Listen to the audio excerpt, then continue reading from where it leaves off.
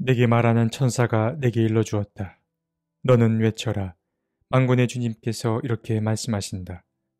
나는 예루살렘과 시온을 몹시 사랑한다. 그러나 안일한 생활을 즐기는 이방 나라들에게는 크게 화가 난다. 나도 내 백성에게는 함부로 화를 내지 않는데 이방 나라들은 내 백성을 내가 벌 주는 것보다 더 심하게 괴롭힌다. 그러므로 나주가 이렇게 선언한다. 나는 예루살렘을 불쌍히 여기는 심정으로 이 도성에 돌아왔다. 그 가운데 내 집을 다시 세우겠다.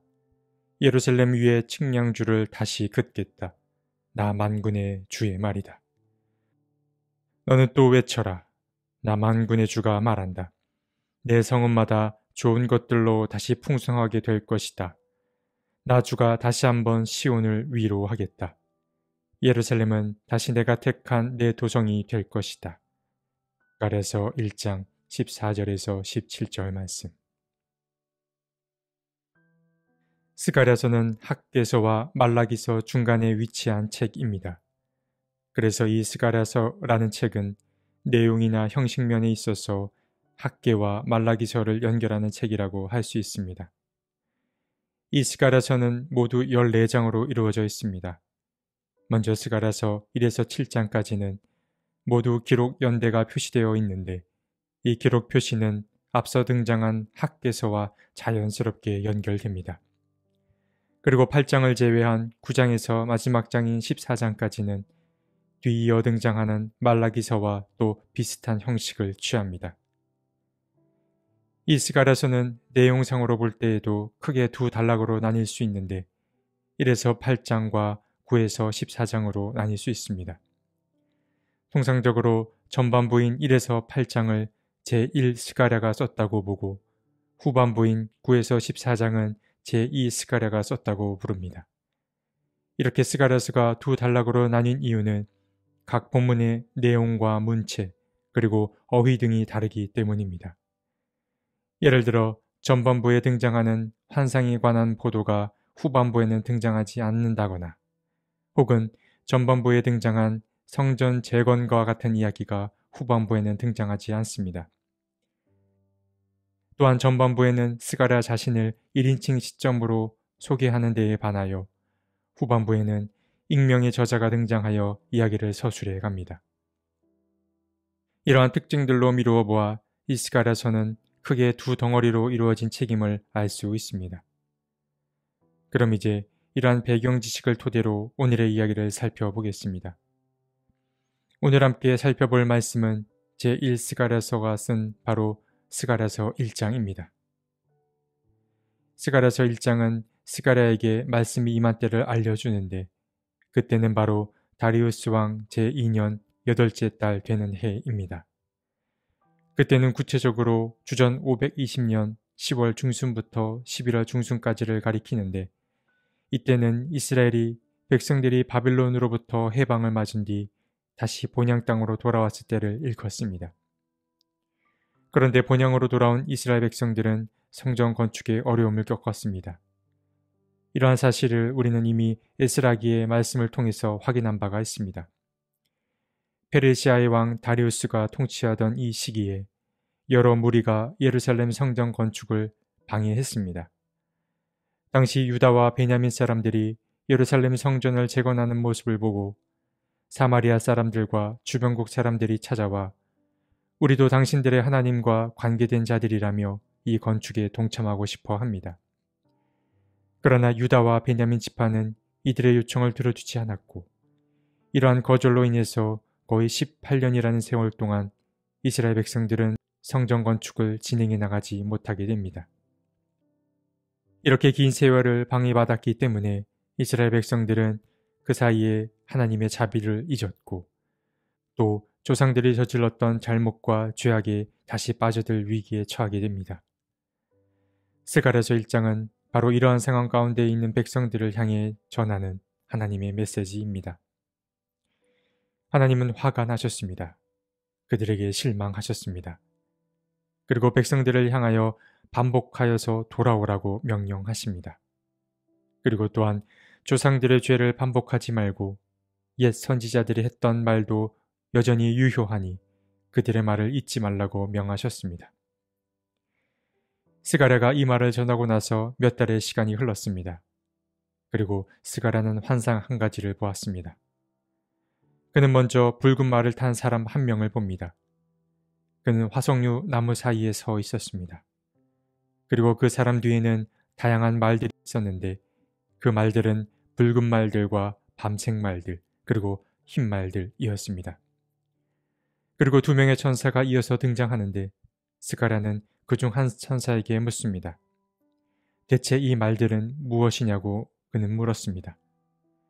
그러자 붉은 말을 탄 사람은 이 말들은 주님께서 온 땅을 두루 다니면서 땅을 살펴보라고 보낸 말들이라고 알려줍니다. 그리고 붉은 말을 타고 있던 사람들은 두루 다녀보니 온 땅은 조용하고 평안했다라고 알려주었습니다.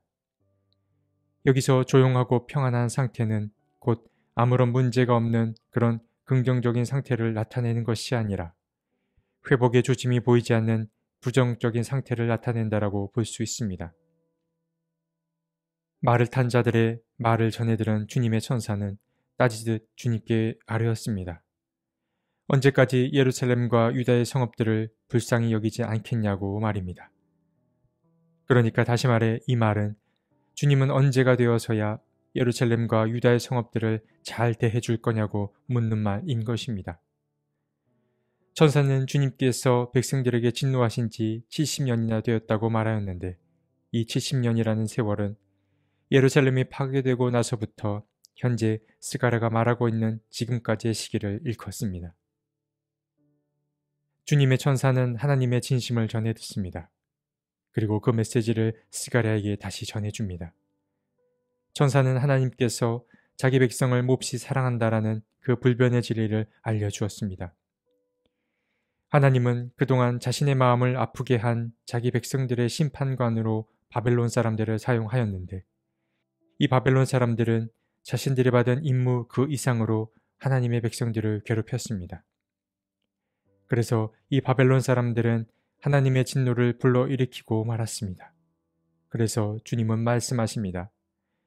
예루살렘을 불쌍히 여기는 심정으로 다시 돌아왔고 오랜 시간 멈춰져 있던 예루살렘 성전 재건을 다시 돕겠다고 말씀하셨습니다.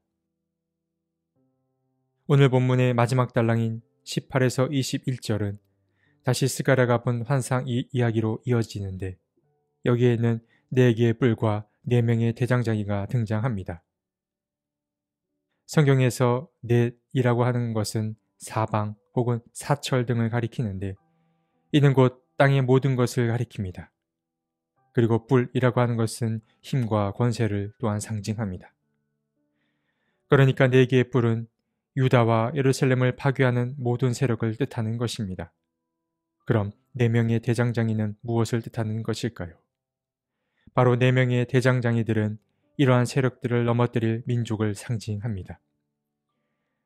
그러니까 주님은 유다와 이스라엘이 외부의 억압에서 벗어나 곧 회복될 것을 알려주고 계신 것입니다. 오늘 우리가 함께 살펴본 스가랴서 1장은 오랜 시간 멈춰져 있었던 예루살렘 성전이 머지않아 재건될 것임을 알려주는 장이었습니다. 하나님은 자신에게서 멀어졌던 이스라엘에게 실망하셨지만 끝끝내 사랑의 끈을 놓지 않으셨습니다.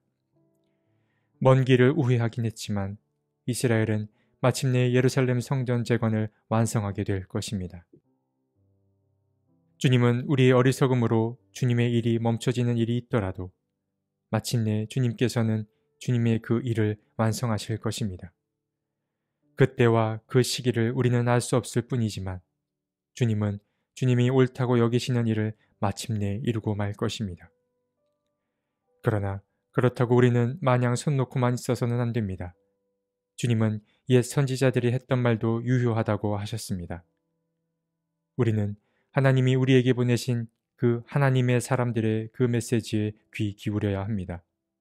그 메시지는 하나님의 말씀과 기도, 대화나 책 등을 통하여서 우리에게 전달될 것입니다.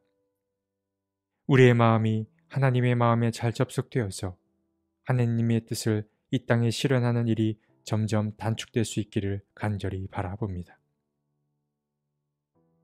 하나님, 삶이 참 모호합니다. 때로는 주님께로 나아가는 것 같다가도 때로는 주님으로부터 멀어진 것 같기도 합니다. 주님, 우리가 먼 길을 우회하더라도 하나님 나라에 대한 지향점만은 놓치지 않게 해 주십시오. 우리에게 전해지는 하늘의 메시지에도 잘 귀 기울일 수 있게 도와주십시오. 아멘.